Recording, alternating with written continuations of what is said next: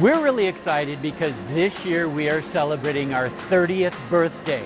We actually opened on August 11th, 1992. It was an amazing day. People that even worked at the mall weren't sure what to expect and how big the crowds were. That opening day, we had more than 150,000 people walk through our doors. In fact, there were such big lines waiting outside that the Bloomington Fire Department encouraged us to open 12 minutes early just to start getting people into the building. Thousands of media from all over the world. It was an event-filled day and it was so much fun. I love to talk about the history of this building and the history of this property.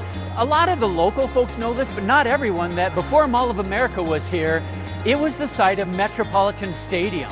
Bloomington's identity was heavily invested in the stadium at that point. If you weren't here then, it's hard to remember how important it was to people to hear live from Met Stadium in Bloomington at the start of a football game or a baseball game.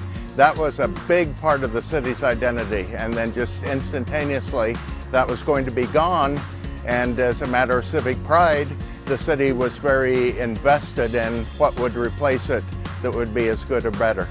The way that was summarized at one point was that the Mall of America would be like having a home game every day of the year.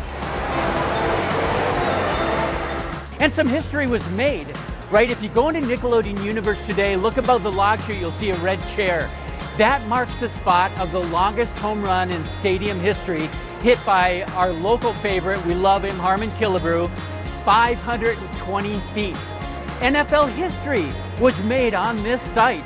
If you go in the middle of Nickelodeon in front of the Caribou Coffee, there's a coin on the ground that marks the coin flip at the start of every Vikings game, 174 of them, preseason, regular season, postseason.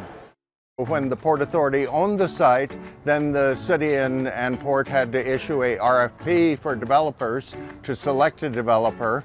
555 ended up being one of the proposers to that RFP. They had an idea that was vastly different from the others because it included a primary retail component, and the other developers were proposing mostly office space, a little bit of hotel, and minor retail. So it was vastly different. One thing that's been a significant part of our success for 30 years, more than 30 years honestly, is our partnership with the city of Bloomington. They were visionaries and leaders 35 years ago when this project was first proposed. When they first took the risk and said, yeah, we'll partner with you, let's build this amazing world landmark, that was a big risk on the part of the city of Bloomington. But the leaders back then had that vision, had the awareness, and they knew, sure, this is a risk, but it's a good risk. The Mall of America just set a whole new standard. There were restaurants all through the building. There were food courts. The entertainment component was the Camp Snoopy in the middle, as well as ancillary things like a miniature golf course and later on an aquarium. And it was just unheard of to have those parts of a mall. And basically, people who are analysts said that can never work. It is a model that's destined for failure. And the mall has added on to those things 2 hotels on the site now that are connected to the mall. Lots of related but non-retail uses inside the mall, medical clinics, anything that could be related to this sort of pedestrian activity is considered as a potential tenant for the mall. So the 555 Corporation has continued to be very, very innovative and broad-minded about what a use at a mall can be. And frankly, I look around the metro area and the country and see other people looking at the Mall of America and following them, saying, oh, they showed it could work. We need to do that too. We want to lead the world and the country in this area. And ever since then, it's been an amazing partnership. We have this ongoing conversation, this ongoing communication with city staff and leadership to say, how do we work together to make this even better?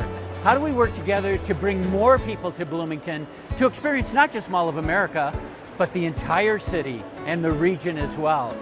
So I think we're really fortunate in that we've had this healthy, supportive relationship with the city, and that's going to lead to another 30 years or 50 years and beyond. Like any big birthday, right? 30 years, that's a milestone. Guests can participate all year long at Mall of America. Come, have a party with us.